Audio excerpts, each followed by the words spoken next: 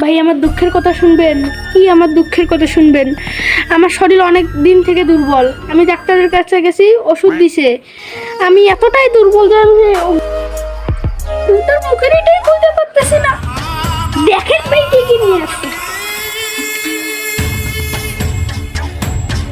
Try করছি তবুও এটা খুলতে পারি নাই। ও এই সমস্যা কান দিচ্ছি আর না। তা ভাই দেখ, আমি দেখে সমস্যাটা সমাধান করে দিতেছি। আরে এই কোটা না ভাই, কই ভাই আমার